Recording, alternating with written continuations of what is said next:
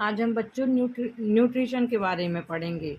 Nutrition मतलब पोषण, उन सभी क्रियाओं का कुल योग है जो भोजन के अंतर्ग्रहण, पाचन, पचे हुए भोजन के अवशोषण, अपचयित भोजन के बहिष्कार से संबंधित है। पोषण कितने प्रकार का होता है? 2 प्रकार का, एक स्वपोषण, एक परपोषण।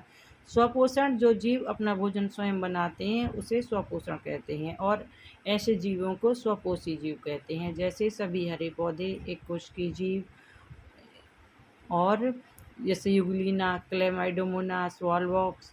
परपोषण, जो जीव अपने भोजन के लिए अन्य जीवों पर निर्भर रहते हैं, जैसे सभी परजीवी, मृतोपजीवी और कीटहारी पौधे।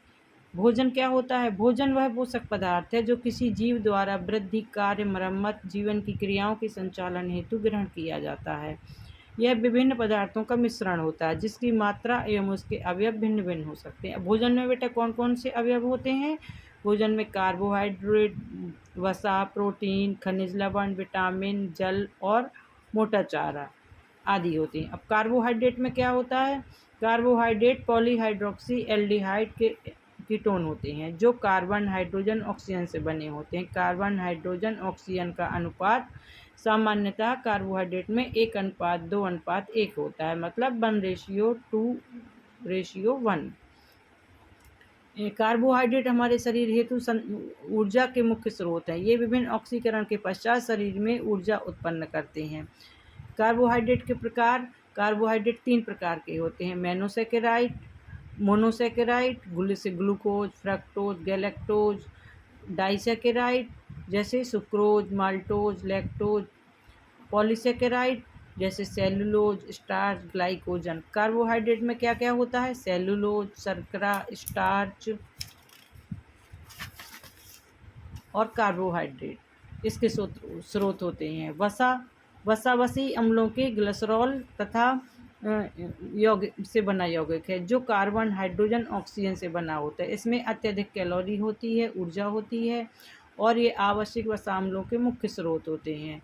जैसे ये जल में विलेय एसीटोन, बेंजीन, क्लोरोफॉर्म आदि में विलेय होते हैं। वसा के स्रोत क्या होते हैं? घी, मक्खन, बादाम, पनीर, अंडा, यolk, मांस, सोयाबीन और सभी वनस्पति तेल आदि। वसा की अल्पता से त्वचा सूख जाती है। वसा की कमी के कारण वसा में घुलनशील विटामिनों की कमी हो जाती है। वसा की अधिकता से मोटापा हो जाता है। कोलेस्ट्रॉल के स्तर में वृद्धि से हृदय रोग उत्पन्न होता है। प्रोटीन क्या होते हैं? प्रोटीन शब्द जे बर्जीलियस ने 1930 में प्रतिपादित किया था। प्रोटीन अमीनो अम्लों के बहुलक होते हैं। प्रोटीन कार्बन, हाइड्रोजन, ऑक्सीजन तथा नाइट्रोजन से बनी होती हैं। कुछ प्रोटीनों में गंधक और फास्फोरस भी पाया जाता है, और कुछ में आयरन भी होता है।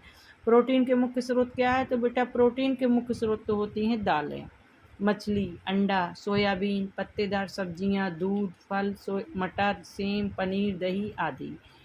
प्रोटीन की कमी से क्या होता है? मेरेस्मस एवं क्वाशियोर रोग हो जाता है।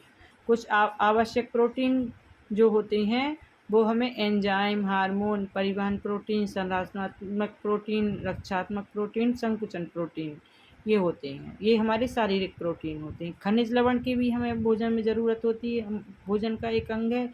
खनिज लवण धातु, अधातु एवं उनके लवण आदि कहलाते हैं। खनिज लवण हमारे शरीर का 6.1% भाग बनाते हैं। खनिज लवण 2 प्रकार के होते हैं, एक मैक्रोन्यूट्रिएंट्स और दूसरा माइक्रोन्यूट्रिएंट्स।